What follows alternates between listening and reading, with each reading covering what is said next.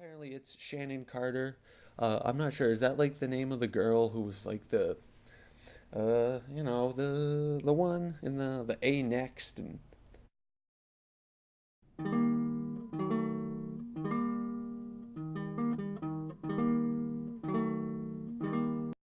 Hello and welcome to the WIP, the What If podcast that's a work in progress. I am your host, the serendipitous, the Slim James. I'm always being found when I don't intend to be. The What If podcast is a roundabout roundup, i.e., non-linear review of Marvel's What If comics and general comic talk, and we are the only show that dares to ask, what if marshmallows had never existed? Well, Lucky Charms would just be sugary cat food. Hot chocolate would just have to settle for whipped cream. But a lot of candy companies probably wouldn't notice. In fact, when Easter rolled around, they wouldn't make a peep. Hello. Also, if marshmallows never existed, the Ghostbusters would just have to fight a giant man. But not Giant Man, not Hank Pym.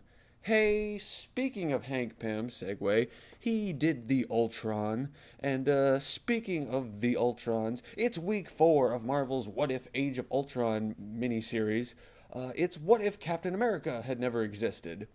In the previous weeks, I've discussed the Age of Ultron what ifs, examining if in this multi part crossover from last year, rather than Hank Pym being wiped from the timeline by time traveling Wolverine and the Invisible Woman, if it was some other Avenger that had been wiped clean, or wiped from the timeline, as it were. So, this one asks, what if Captain America had never existed, or rather had died at some point in time? They put this out. Cap's been big business lately. Winter Soldier, aka Summer Sausage, has been doing an incredible tear. It's like been number one multiple weeks in a row, which is something to say for movies because usually they're just bing bang boom, blockbuster, blockbuster, blockbuster. But it's got staying power, which and the fact that Captain America is actually popular now seems kind of incredible to me because I grew up in the '90s, the early '90s. Captain America was struggling for relevancy. Maybe not in the comic book universe, because he's always sort of the alpha dog. He's the focal point of the universe. Sure, Human Torch and Submariner might have come first, but come on, we all know it's Captain America, who's the grandfather of the Marvel universe.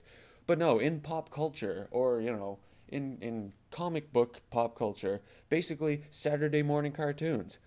We had Spider-Man, we had X-Men, we had the Marvel Action Hour, Fantastic Four, and Iron Man, the crummy UPN series, Hulk, the doomed to fail Silver Surfer series late in the cartoon game. But Captain America, no love. They didn't care about some old guy who was battling Nazis in World War II and just slinging a shield around now. But these days, kids can't get enough of it. So USA, USA. And actually, that just reminds me, like the struggle for Captain America to get like a modern action figure. They had like the Secret Wars in the '80s, and then the like it's called Marvel Superheroes, whatever, in like the very like 1990 or whatever. It's good enough. I had one. In fact, I had both Captain America and the Captain America repainted as the U.S. agent.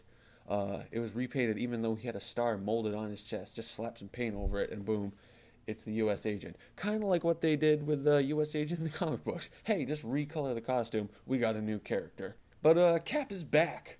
But this issue ponders, what if he wasn't? So we open on Cap being pulled out of the ice, but instead of being resuscitated, the far more likely scenario occurs, and he's just dead. We get a quick flash of alternate universe Caps. In the previous issues, we'd seen, alternate costume Wasp, multiple iterations of Iron Man armor. I guess Thor was technically in a couple different versions, although it was less prevalent. But here, we see alternate, possibly future slash past Caps. We have classic Golden Age with the pointy shield and maybe the neck piece of his cowl missing. Earth X Captain America, aka Bruce Willis Captain America, and Cap Wolf, Captain America Werewolf. Yes, it happened. And there's a what if for you. What if Captain America had remained a werewolf? Kids these days take a liking to the lichens, right? I don't know. So our story is Iron Man tries to cover up Cap's death to keep hope alive that he's out there somewhere. But when news of Cap's death ultimately gets out, it extinguishes the hope of Captain America's return. And it also diminishes the hope, their faith in the Avengers for lying about the thing in the first place. So things are grim, and we can tell that because the Capitol building is shown being blown up. Basically, a non-specific chaos grips the country. All these superheroes running around. You don't have the captain of the ship, so to speak. So, probably Hail Hydra. We jump forward in time, and Frank Castle, the Punisher, he's called upon to be the new Captain America. But as I remember, as a What If aficionado, as a whiffer, as it would be, they already did it in What If number 51, volume 2, of course. And What If 51 seems to me to be one of those back issues that costs too much. It's like $4, maybe $8. Some people go crazy on it on eBay. And it's like, is there actually demand for this issue? Price is scarcity plus demand, not just scarcity. But I have it because obviously I collect all of the What Ifs. I think I read it. It was fine. We'll get into that in a separate episode. These are just focused on the Age of Ultron ones. All that being said, I will give Marvel the benefit of the doubt for rehashing this because that came out, 20 years ago? Something like that. Probably not a lot of people beyond geeks like yourself, like myself, maybe yourself too, remember this issue or even know it exists. And there was also the brief Punisher cap that was floated around when Steve Rogers got shot in the head or was living in 1602 or whatever that thing was. So this idea of Frank Castle as Captain America is not a foreign concept. Ultimately, Punisher has some misgivings, but he concedes, becomes Captain America, gets some super soldier serum, but Reed Richards just meddles with it, and he's super soldier. And he derides the costume. I look like an idiot, but he still dresses in it.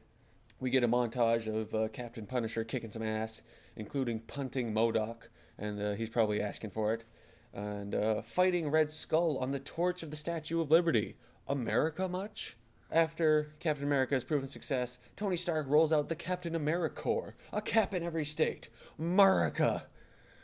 Wouldn't this suffer from the law of diminishing returns? I mean, he's supposed to be a symbol of all that's right with America. Now we have multiple symbols who are right-ish with what's America-ish. I don't know. And, the Reed Richard produced, Tony Stark mass-produced super soldier serum, the whole thing with Captain America is they're like, oh my god, how do we replicate the super soldier serum? And, we can't replicate it. But in the comic book universe, in spanning across time and continuity, we've seen countless other scientifically modified heroes way stronger than Captain America. And it just proves that, the search for super soldier serum is the U.S. government at work, failing to come to a less than optimal solution. I digress about the state of the Congress. So we flash forward. The Captain America Corps is obviously successful, and we unveil the first international Captain America, Captain World, U.S. imperialism at its finest. And her name is Shannon Carter, so, keeping it in the family. And some girl sees this, and she's talking with her friend, and she knows that a now retired Frank Castle is living down the street, being old. But her friend is incredulous, and so Punisher, Frank Castle, Captain Punisher, throws a trash can lid at him and makes him fall down. The old Punisher just would have shot the kid. He gives her a pep talk and shows her how to throw a trash can lid. They have a very long just conversation that she's trying to convince him to still be Captain America, maybe, or just tells him he still has it. It's really sort of weird because he's visibly old and aged, and it's like, I don't know what your game plan is, but he shows her the ropes, I guess. And we flash forward a few more years, and this girl becomes a Captain America in her own right, leading a team of Captain Americases with things that look like Spider Cap, Green Monster Cap, Diet Captain America, and caffeine-free Captain America. So, the end? Question mark? I don't know. We just... overall, this issue was a weird dialectic for me. First off, I'll just say the cover, it sort of fits in with the series of them. It's nothing too spectacular, but it's not bad. The art, it's sort of classic comic book, if that means anything. It's not too fancy or overshadowed or overdone. It's just sort of, here's a comic book, and here are some characters doing things. I don't mind. In fact, that's sort of the dialectic that is drawing out of me. On the one hand, the story is a little weak. A lot of ground is covered in flash forwards and montages. We barely see Captain America slash Punisher in action. It's like 3 panels of him just kicking MODOK. Probably the best part was Tony Stark convincing Frank Castle to be Cap, saying, like, you need to be the Captain America for America as it is, not as it once was. He's the grizzled Captain America, the one who's, willing to do what it takes. Although you don't see him shooting anybody, and he turns pretty soft. So, the legions of Captain America are pretty cheesy, and it seems like a bit pro-America imperialists. Like, how fried do you want your freedom? It's clearly up to America to solve the world's problems by just shipping out some red, white, and blue. To that end, it does sort of satisfy one of my favorite what-if tropes, boatloads of superfluous costume redesigns. So we get red, white, and blue all over the place in all configurations. And in that respect, and with the sort of the classic comic book art, it feels like a throwback what-if to me. So even though the story might be a little weak, it's sort of in a good way. It's kind of like a McDonald's cheeseburger. It's warm and comforting, even if the substance is a little, eh. So overall, if you're a fan of what ifs and like you've read a lot of them like me, and you sort of like the cheesiness factor of it, this one I would give a recommend. It sort of it brings you back. It's the Pepperidge Farm, the Werther's original of comic books.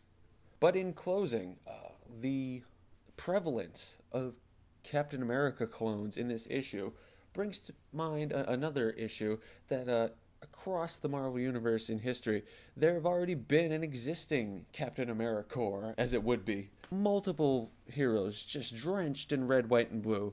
We got the leader, Captain America, his knockoff, U.S. Agent. Spirit of 76 is there, the Patriot, the Super Patriot, who would be go on to be a U.S. agent, I know. Bucky, the black guy who was Bucky. I think there was like a team of Buckies, some right-winger, left-winger, which I doubt that guy's really a left-winger.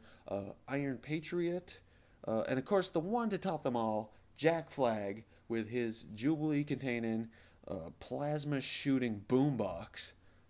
There you have it. So really, if you're just struggling to come up with a character design, just slap the American flag on it. So in closing, I will remind you that the WIP, What If Podcast, is on theslimjames.com, giantsizecomicthings.com, at theslimjames, at giant_size, whip it, WIPIT. It's not Devo, and it's not getting high on whipped cream. The WIP is on iTunes, and on Stitcher. We got some videos on YouTube, although they're more like slideshows. Same thing's up on Vimeo, if for some reason YouTube's not good enough for you, or maybe too good. So remember, go out there and find us, and don't spend the rest of your life asking, what if?